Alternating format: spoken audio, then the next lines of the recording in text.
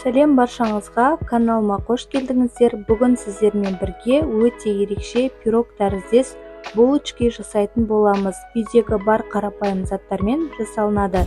Егер үйлеріңізде қалып кеткен варенье немесе джем болса, міндетті түрде осы булочкиді жасап көріңіздер. Ал ендеше бисмиллах деп бастаймыз. Ең бірінші ыдысымызға жылы сүтті құямыз. Сүтіміз міндетті түрде жылы болу керек, және де үстінен қант салып, қанты ерігенше жақсылап араластырамыз.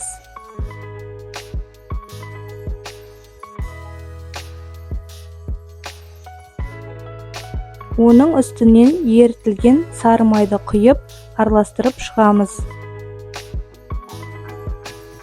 Содан соң бір дана жұмыртқамызды салып, тағы да жақсылап араластырамыз.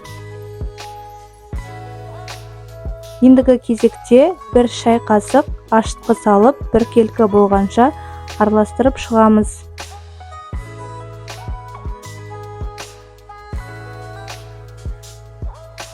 Үстінен міндетті түрде еленген ұнды салып, қамыр елейтін боламыз.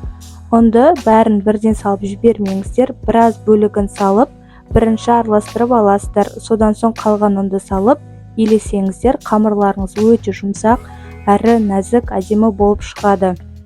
Қамырымызды елеп, көтерілгенге дейін қойып қоямыз. Міне, шамамен 1-1,5 сағатта әдемі болып көтеріліп шықты.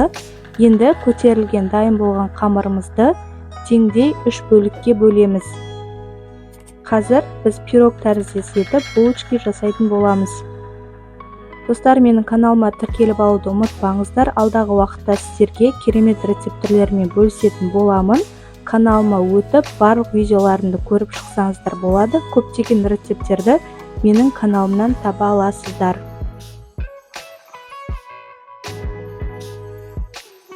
Енді қамырымызды орташа жұқа етіп жайып аламыз. 3 қамырымызды да барлығын бірден жайып дайындап қоямыз. Көлемдерін бірдей етіп жаямыз. Міне, жайып болдық. Енді пергамент бумаға үстіне жайғастырып қоямыз.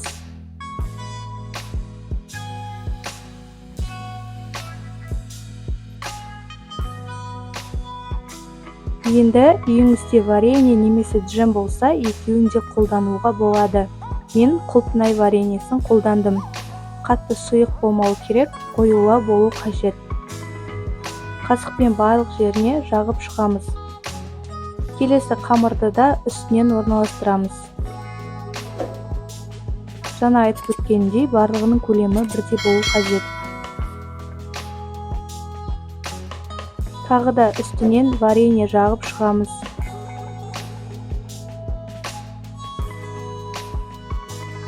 Жағып болған соң, 3-ші қамырымызды да дәл солай жайып орналастырамыз. Одан кейін біркелкі етіп орналастырып болғаннан кейін теңдей 4 жағынан бірінші кесіп аламыз.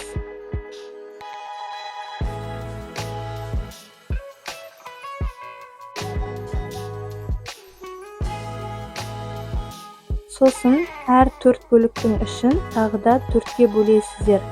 Сонда булочки біркелкі әдемі гүл болып шығады.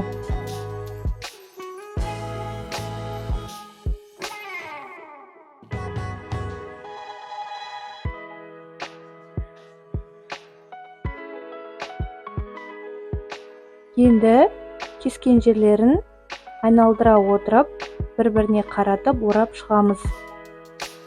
Өте оңай жасалады. Барлығын бір-біріне қарап, айналдырып шығамыз.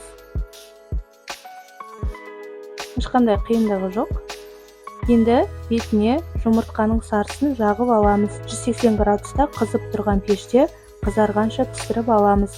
Міне, біздің осымен өте дәмді булочкиміз дайын.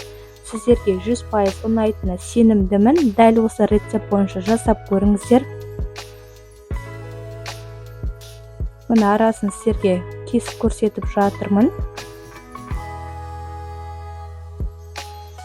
Суығаннан кейін кессеңіздер болады, ыстықтай кесуге болмайды.